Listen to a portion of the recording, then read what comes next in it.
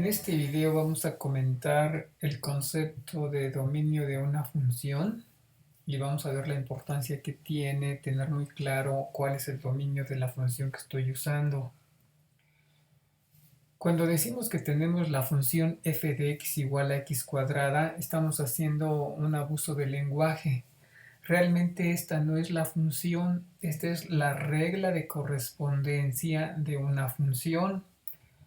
Hace falta decir quién es el dominio y quién es el contradominio de dicha regla de correspondencia. Cuando trabajamos con números reales, se obvia esto y se supone que esta función tiene como dominio y contradominio a los números reales. Sin embargo, es conveniente hacerlo explícito de esta manera.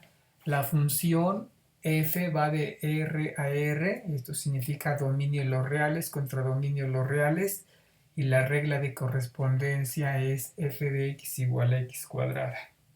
Nosotros podemos hacer un gráfico de esta función, que es una parábola que se abre hacia arriba.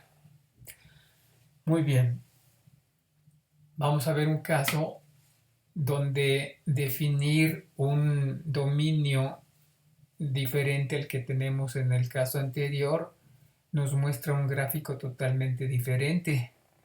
Nosotros tenemos la función f con dominio en R+, eso es con los reales positivos, y como contradominio los reales, y la regla de correspondencia es exactamente la misma, f de x es igual a x cuadrada. ¿Cómo se imaginan que será el gráfico de esta función? Como mi dominio es únicamente los reales positivos, nosotros tendríamos este gráfico. Ni siquiera el 0 es parte del dominio, por lo tanto el 0 no está incluido en mi gráfico. Y observen que hay una diferencia notable entre ambos gráficos porque aunque la regla de correspondencia es la misma, el dominio ha cambiado. Veamos un ejemplo más. Ahora nuestro dominio es el intervalo cerrado de -2 a 2 y el contradominio los reales. Nuestra regla de correspondencia sigue siendo la misma, f de x igual a x cuadrada. El gráfico tiene un cambio notable. Únicamente está definido en el dominio de mi función, cuál debe ser entre -2 y 2. Sigue siendo una parábola, pero ahora nada más en el intervalo -2, 2. Esto nos hace ver la importancia de tener claro el dominio de una función antes de intentar graficarla. En un tercer caso, nosotros tenemos ahora que nuestra función f tiene como dominio z, esto es, los números enteros, -3, -2, -1, 0, 1, 2, 3, etc. Y la regla de correspondencia sigue siendo la misma, f de x es igual a x cuadrada. ¿Cómo me imagino yo que es el gráfico de esta función si ahora tengo como dominio los números enteros?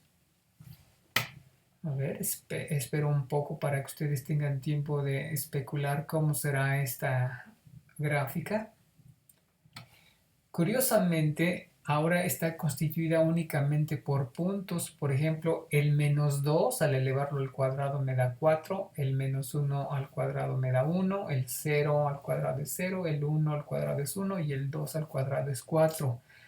Yo no puedo ahorita unir estos puntos porque los números en el intervalo -2, -1 no son parte de mi dominio. Mi dominio son nada más los números enteros -2, -1, 1, 2, hasta infinito y hasta menos infinito, pero los puntos intermedios entre los números enteros no pertenecen a mi dominio y entonces, por extraño que parezca, el gráfico consta aquí únicamente de 5 puntos. Obviamente se extiende hasta más infinito y menos infinito, pero siempre son puntos los que me representan mi gráfico. El ejemplo 4 es una función que ahora tiene como dominio los naturales y como contradominio los naturales, y nuestra regla de correspondencia sigue siendo la misma, f de x es igual a x cuadrada.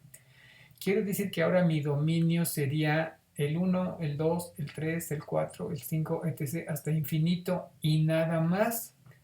Mi gráfico así lo indica. El 1 al cuadrado es 1, 2 al cuadrado, 3 al cuadrado, 4 al cuadrado, 5 al cuadrado.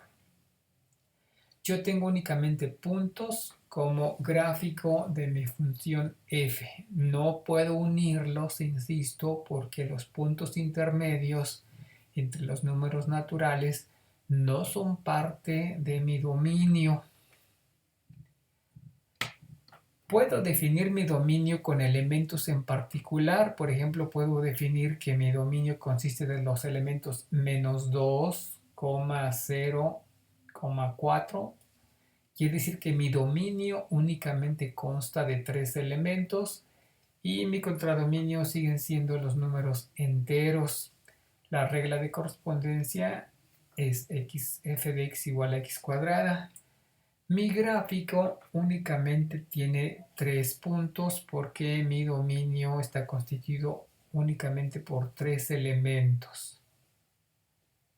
Finalmente, yo puedo definir el dominio de mi función con los elementos que yo quiera. Por ejemplo, aquí mis elementos son asterisco, cuadrado, Luis. ¿Quién sería mi contradominio? Esto pone de relieve una pregunta muy interesante. Siempre que yo trabaje con funciones, debo ser consciente de quién es mi dominio y quién es mi contradominio. Si yo tengo la regla de correspondencia f de x es igual a x cuadrada y la aplico a cada uno de los elementos de mi dominio, tendré lo siguiente. F de asterisco sería asterisco al cuadrado, f de cuadrado, cuadrado al cuadrado, f de Luis, Luis al cuadrado.